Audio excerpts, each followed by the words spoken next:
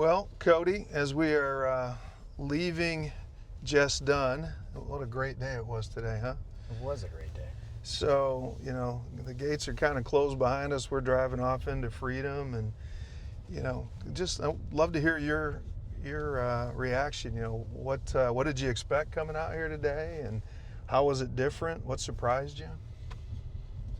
Sure, yeah. I didn't expect anything. My favorite verse in the Bible is 1 Corinthians 8:2. Anybody that thinks they know anything does not yet know what they ought to know. And I spent a lot of my life feeling like I knew what was coming. I knew everything, if you asked me, right? Yeah.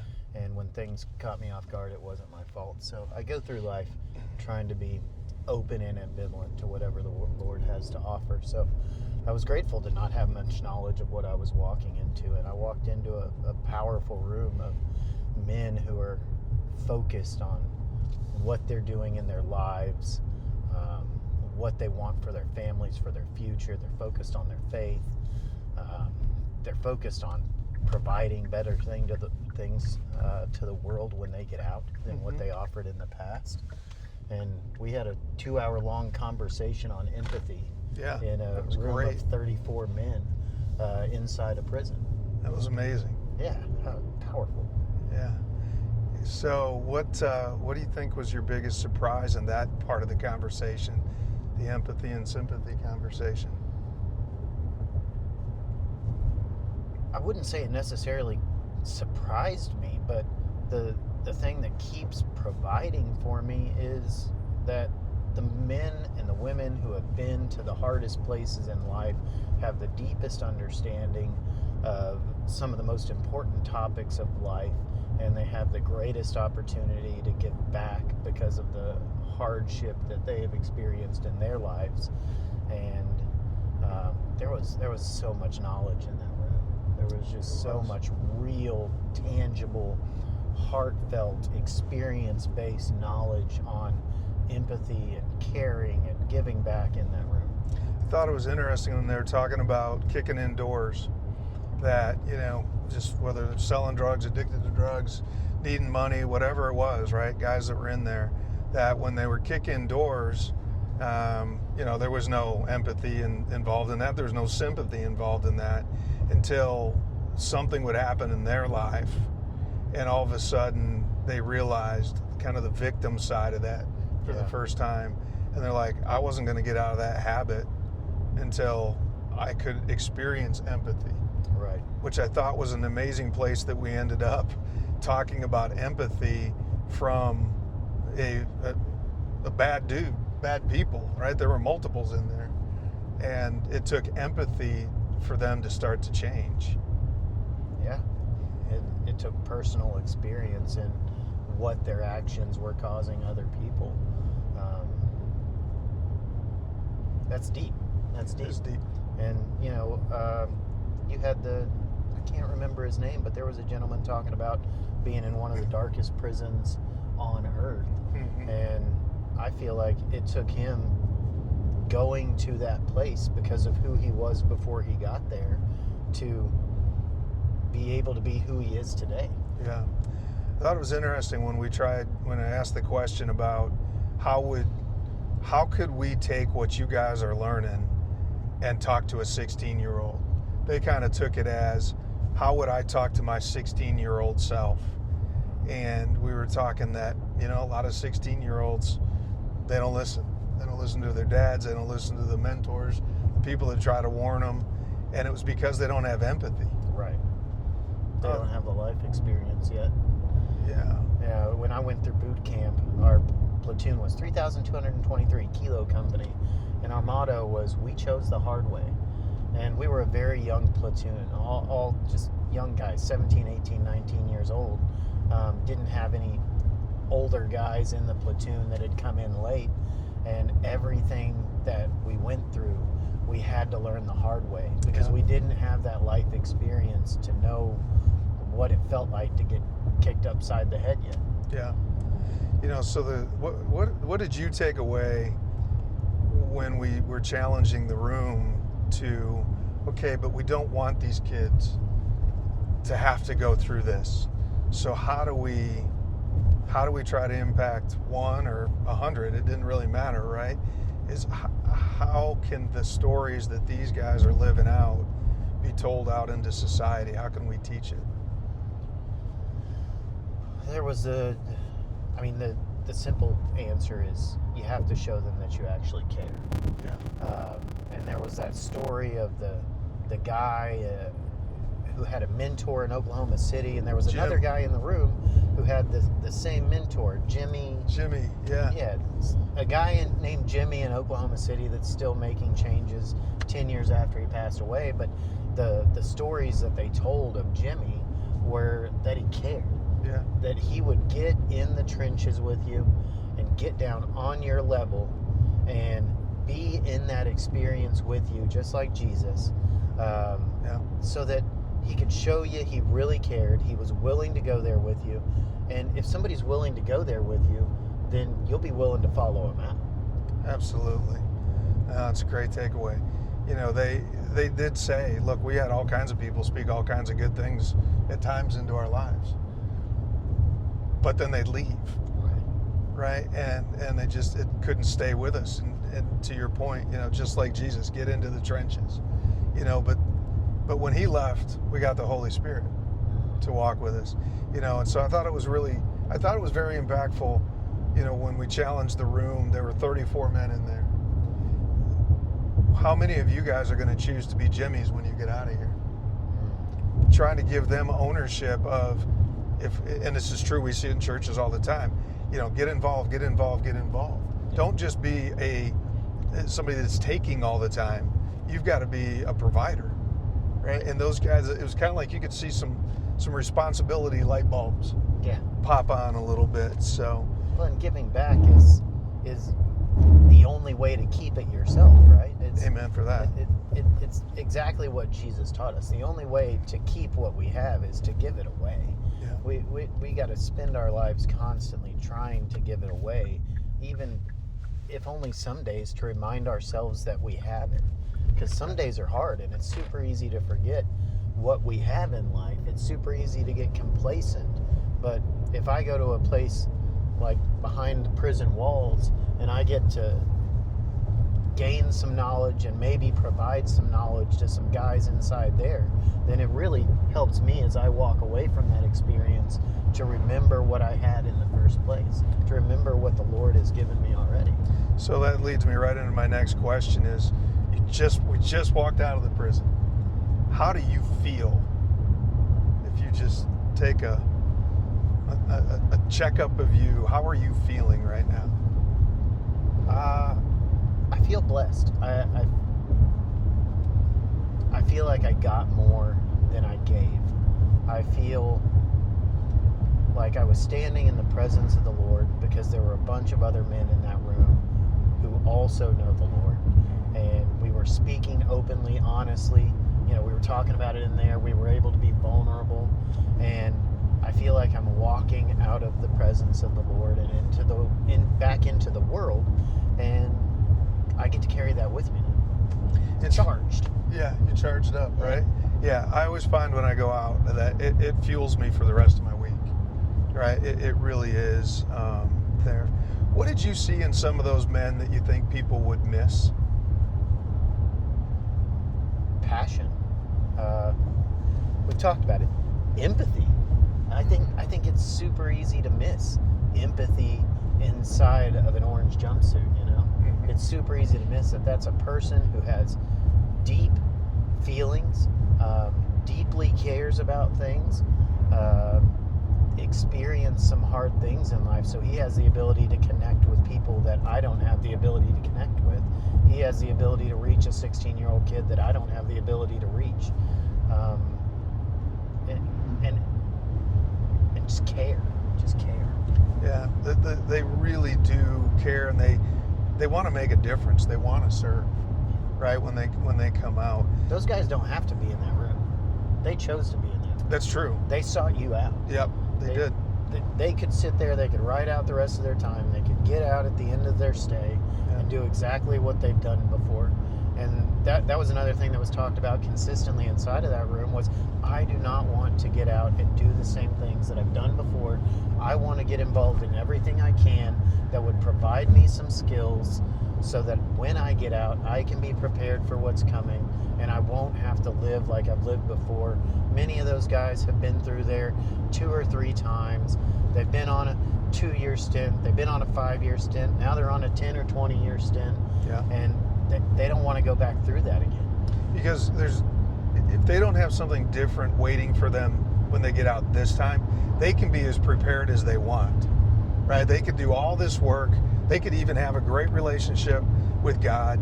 They can do all that stuff, but also having people available to them when they come out. Right. You know, I remember asking the question, you know, what are you going to miss about prison?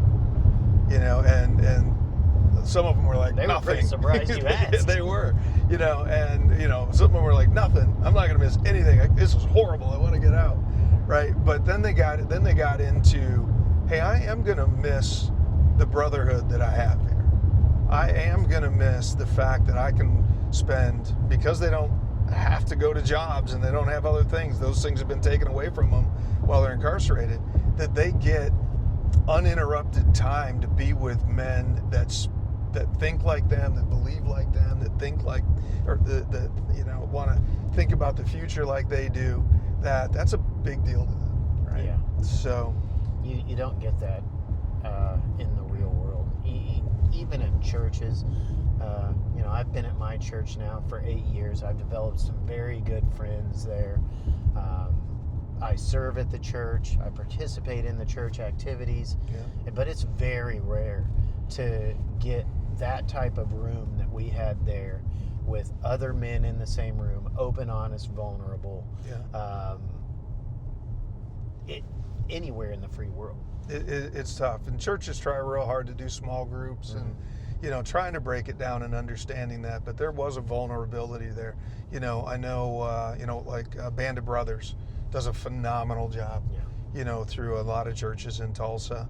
And they're trying to do that same thing, you know, but it's so hard because there is a freedom that we just saw in that room, that just because of the busyness of life and the stresses, and I've got to provide for myself, that's really tough outside the fences, you know, and the $1 million charge. And, you know, what I think I pray to God for the most is, how do we take some of these lessons inside and bring them outside? How do we find some of that freedom to be able to experience that room outside those fences? You know, the other thing that I notice is that, especially with social media in today's world, you know, everybody wants to be known for their greatest moment, right? You know, that's pretty easy to understand what I mean by that. Most people want to hide their worst moment. Sure. And when we go to a prison, you see the results of their worst moment. Sure. They are absolutely incarcerated. They know they are. Any of us can look at them and see the incarceration. Talk to me about how you feel society is even more incarcerated. I'd argue there's a tremendous amount of incarcerated people. Oh, yeah. How do we bring, in your opinion, that freedom inside that we're seeing, even though they're living in their worst moment, and bring that out to be able to have these conversations with kids? Or I don't care if it's a 16, 17-year-old kid or a 32-year-old dad of 2 who's been married and seems to be happy and has a good job, but is inside just imprisoned. Yeah. Right? I want to go back to the first question you asked there. Okay. And it was, society is more incarcerated. How would you elaborate on that? And those men there are physically incarcerated. They've been stripped of their lives. They've been stripped of their families. They've been stripped of their lives. They've been stripped of their assets. They've been stripped of their liabilities. They've had everything physical taken away from them. They've been put into a box. They're allowed 3 hots and a cot, and as long as they're good, then they can get some commissary on Saturday or whatever it is, but only a certain amount of ramen noodles, no more than that. Yeah. And that's all they have left. Everything else is gone. So when everything else is gone, you can't just distract yourself with any number of things we have here in the free world. they're forced to confront themselves and each other.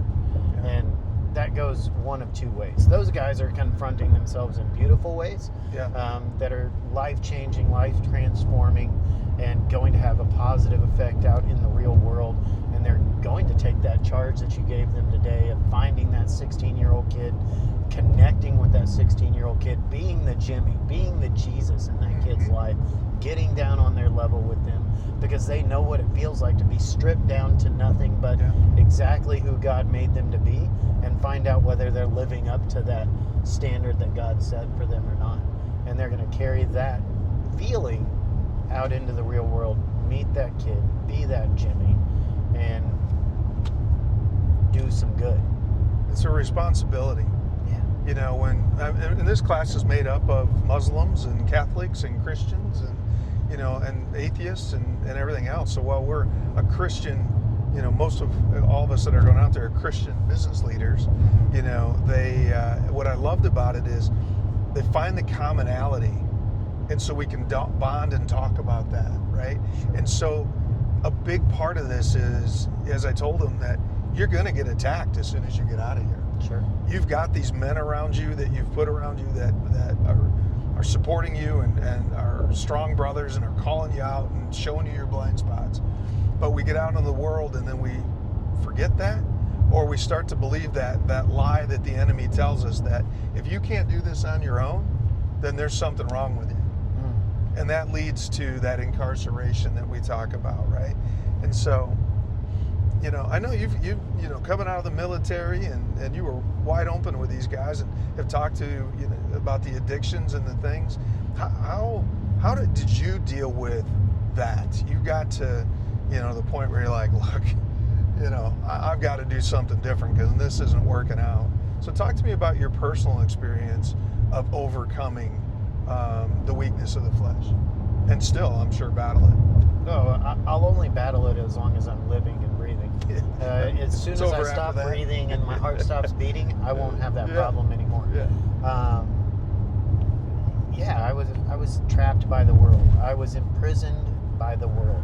Whether it was I want the new phone, or I want the new car, or I'm trying to make $1, or whatever it was. There's a million different things in the world that you can get fascinated by or entranced by that will lead you away from the mission that God put you on. I was entranced and entrapped by every single thing that was put in front of me. My spirit was drained because of that. And, you know, there's a psychologist named Carl Jung who called it a spiritus contra a spiritum, spirit versus spirit. The spirit of alcohol is what I was using to counteract my spirit calling out from the inside saying, what you're doing is not the right path you should be on. So then I'd pour some alcohol on that and my spirit would shut up.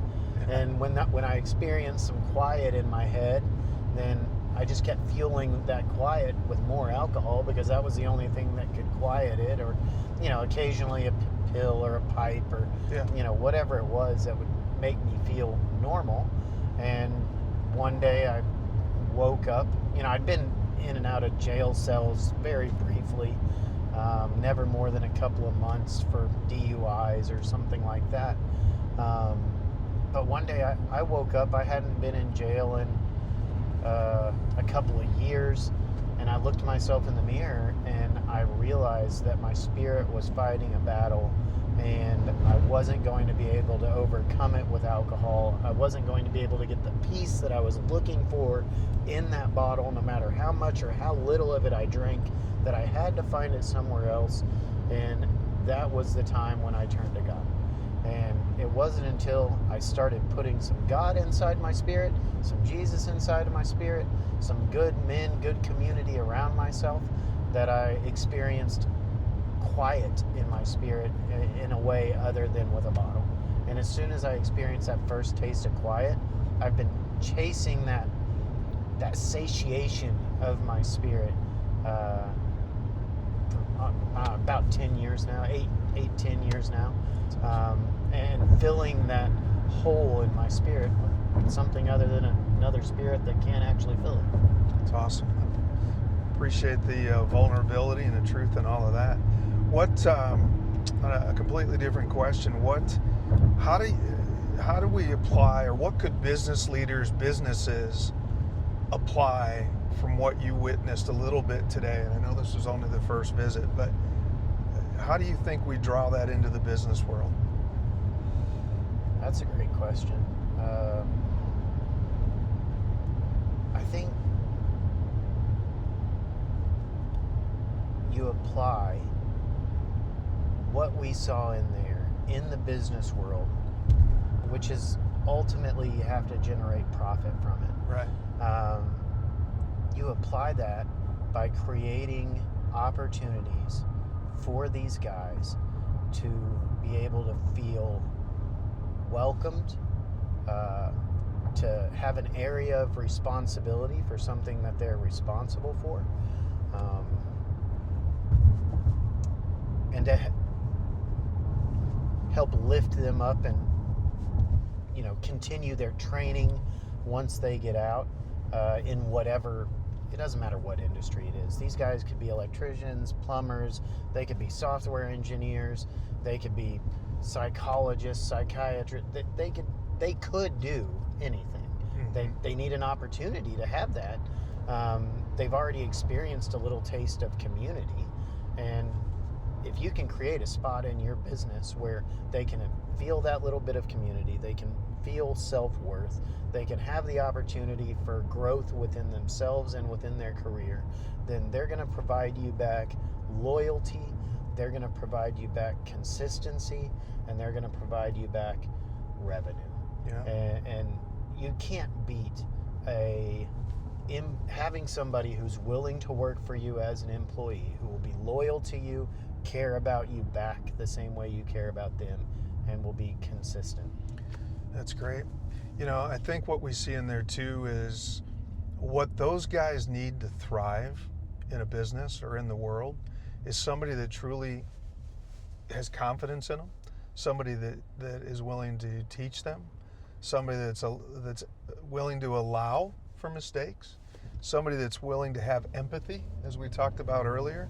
And I think that's true of every single one of us, whether we've been incarcerated or not. Absolutely.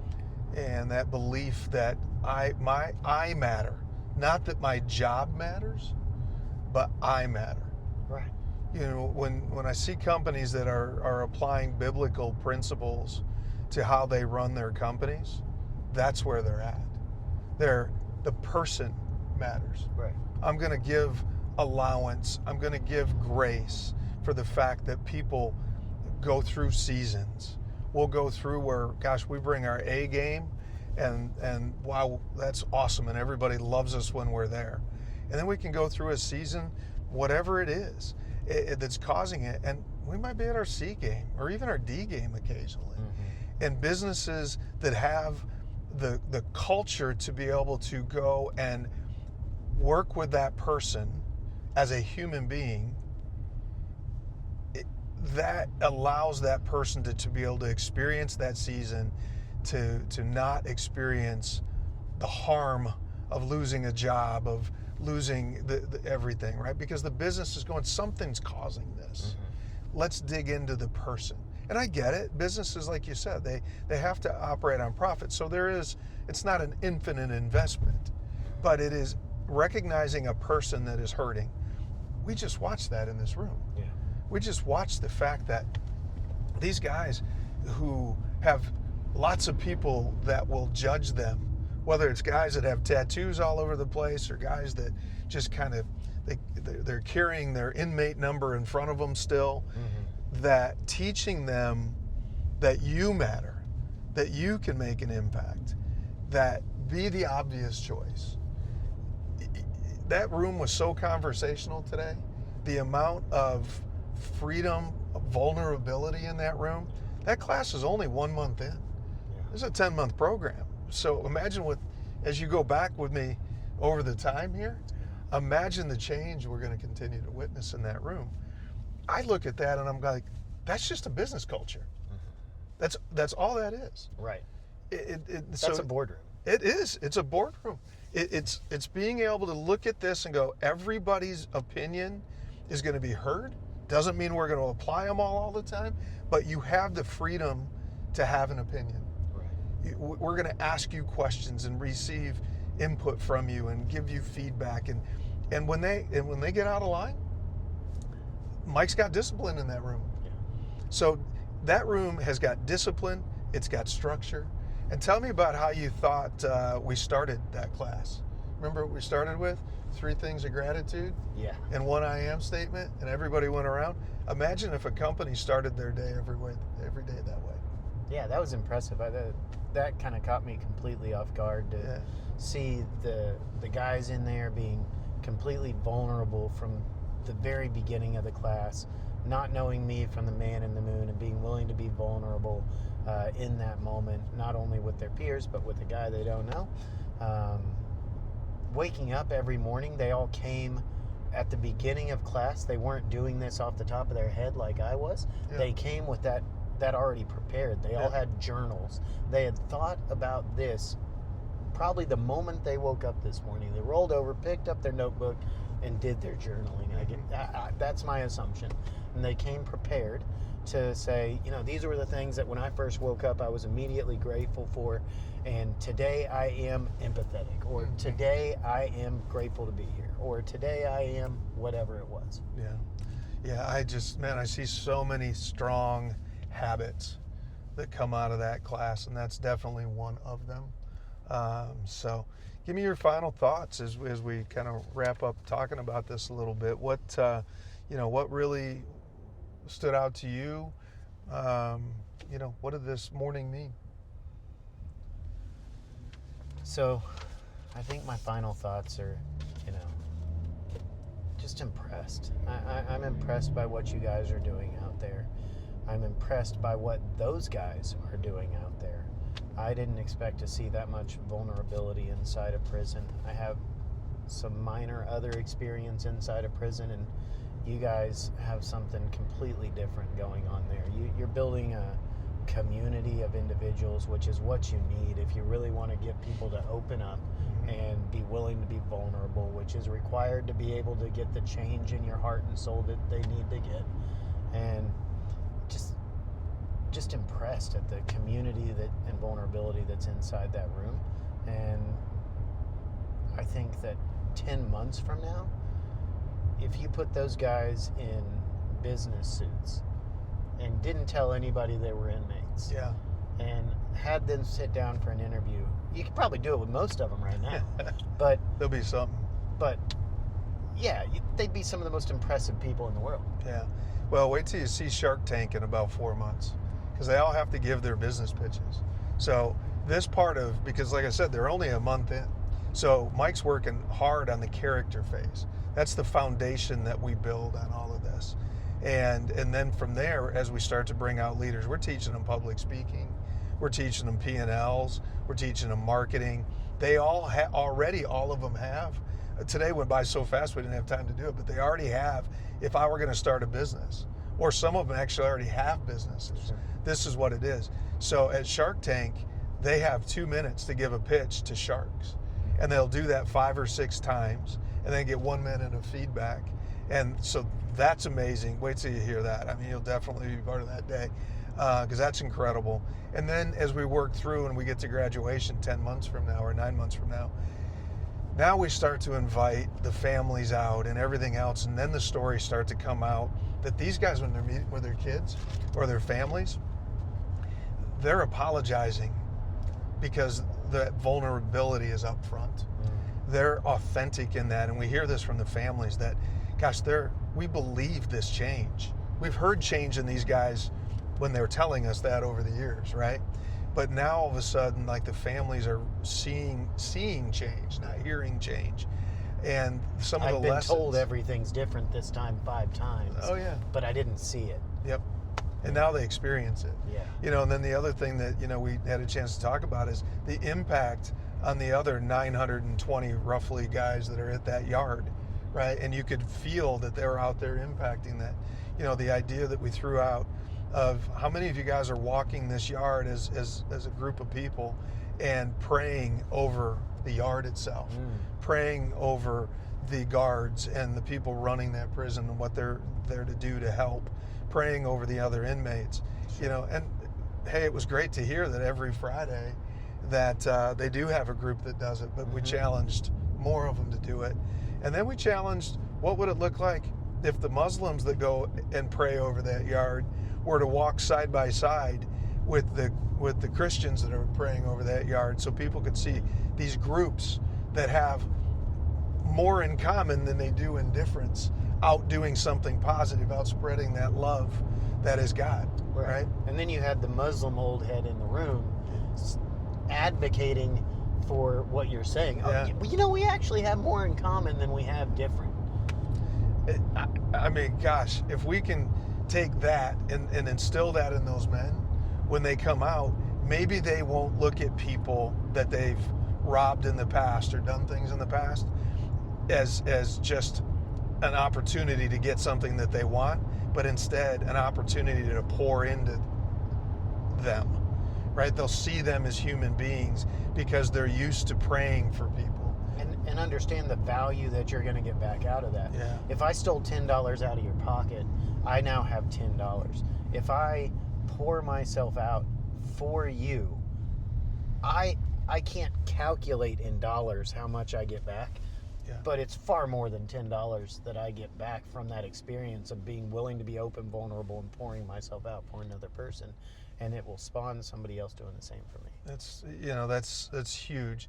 They can't heal if they don't have something bigger than to believe in, and a God to believe in that they honor, right? And we talked about what is God, and whether it was a Muslim answering or a Christian answering, it's love. Right. It's perfect agape love, right? And so if we can prepare them to go out into the world looking at that love, that perfection of the kingdom. It's not our job to judge whether how they're honoring God is right, wrong, or indifferent, right? We can say this is who we honor, this is why we honor Jesus, this is what we do, but I'm not here to not get along with you because we look at that differently. Right. And gosh, that health in society would be the empathy that we talked about, you know? So, well, I really appreciate you going out today and having a little bit of a breakdown session here on the way home. I appreciate you having me. That was a powerful moment, and I can't wait to do that again. You will definitely be back. And we hear that all the time. Everybody that goes out there says, I can't wait to go back. So, Awesome. And I know that you'll be. So thank you so much. Thank you.